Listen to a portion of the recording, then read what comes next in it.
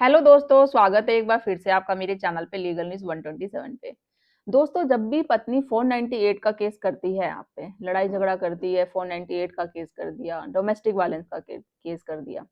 अब हम बात करेंगे, जैसे आपने मेरा थंबनेल देखा, 498 का केस जब पत्नी करती है, कर तो देगी गुस्से-गुस्से में, सबक सिखाने में। कभी-कभी कुछ केसों में क्या होता है, पत्नी आती ही नहीं है, केस कर देती है, नहीं आती है, सोचती है वो खुद देख लेंगे या जो भी है। क्यों? रीज़न बहुत हो सकते हैं आने के लिए, कि जानबूझ के परेशान करने के लिए, कि पति खुद कॉल करे कि भाई केस कर दिया, नहीं आ रहे, या हो सकता है कि उसके पास एविडेंस ना हो, सबूत पेश में ना हो, मतलब बहुत सारी टेक्निक होती है ना आने के लिए। तो सवाल ये होता है, जब पत्नी केस करती है 498 का, तो कोर्ट में पेश नहीं होती है, तो क्या होता है कि बार-बार पत्नी ना आए, कोर्ट में पेश नहीं हो रही, तो क्या केस अपने आप खत्म हो जाता है? दूसरा ये, तो पति को इसके बाद क्या और ज़्यादा परेशानी का सामना करना पड़ता है? तो आज की वीडियो में इसी टॉपिक पे बात करेंगे, डिटेल में बात करेंगे कि पत्नी नहीं आती 498 के केस में, तो केस क्या खत्म हो जाता है या और चीज़ें हैं जो मुश्किल हो जाती है पति के लिए?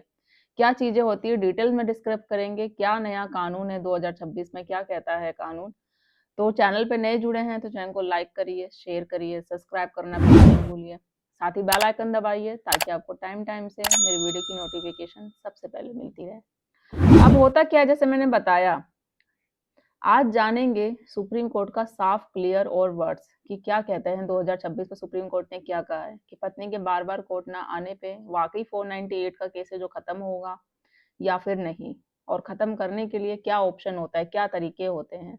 क्योंकि आप में से बहुत सारे लोग हैं, जब भी पति पत्नी में डिस्प्यूट होता है ना, जिन पे अभी केस चल रहे हैं या जिनको लगता है कि चल जाएगा, तो पत्नी सबसे पहले यही करती है, ससुराल छोड़ के चली गई तो 498 है जो वो लगाएगी लगाएगी, घरेलू हिंसा लगाएगी लगाएगी, साथ में मेंटेनेंस का। ये जो तीन होते हैं ऐसे, जो बिना आंख बंद करे केस लगना ही है पति पे, ससुराल वालों पे, भले उसने वो अपराध किया हो ना किया हो, झूठी एलिगेशन, और उसके बाद फिर कोर्ट में प्रेजेंट नहीं होना।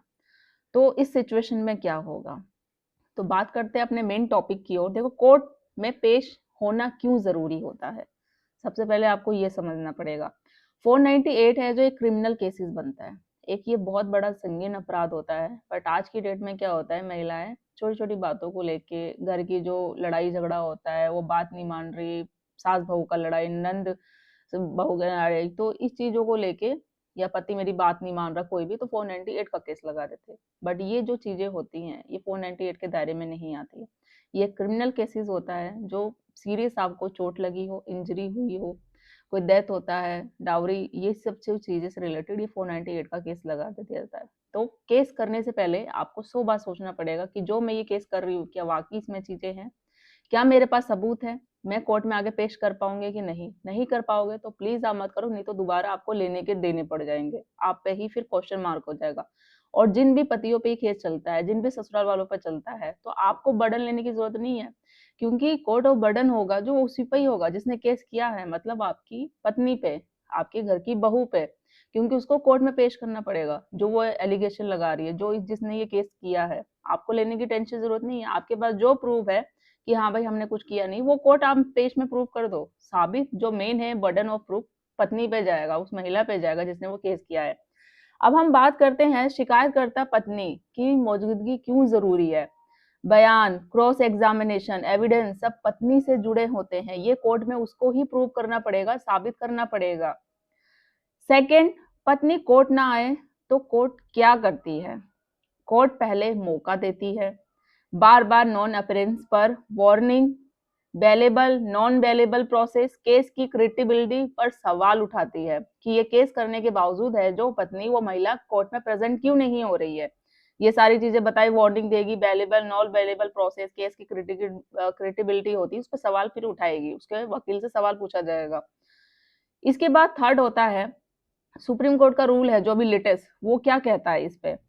तो सुप्रीम कोर्ट के अनुसार, अगर कंप्लेंट जानबूझकर पेश नहीं हो रही है केस करने के बावजूद, और केस को लटका कर हरासमेंट किया जा रहा है, जानबूझ के पेश, मैंने जैसे बोला स्टार्टिंग में, वो जानबूझकर नहीं आ रही, कोई रीजन नहीं है ना, कोई जैसे कि ना आने का, वो कोर्ट में प्रेजेंट भी नहीं कर रही, बस परेशान करने की भावना से, ससुराल वालों को परेशान करना है, पति को परेशान करना है, इस वजह से वो नहीं आ रही है, तो कोर्ट एफआईआर प्रोसीजिंग क्वेश कर सकती है, नहीं आएगी तो एफआईआर है और जो कोर्ट का जो प्रोसेसिंग है वो क्वेश कर देगी, या डिस्चार्ज बेनिफिट ऑफ डाउट दे सकती है।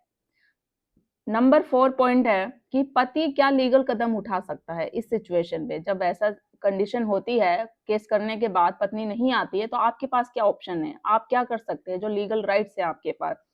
तो 2005/317 सीआरपीसी एप्लीकेशन आप दे सकते हैं, एविडेंस क्लोजर की मांग कर सकते हैं कि केस चला दिया गया है, कोई एविडेंस अभी तक नहीं पेश हुए हैं, जो भी एलिगेशन हमारे खिलाफ लगाए हैं आप उसकी डिमांड कर सकते हैं, पत्नी क्यों नहीं आ रही है मुझे वो बताया जाए, केस करके अभी तक कोई प्रूफ नहीं हुआ है।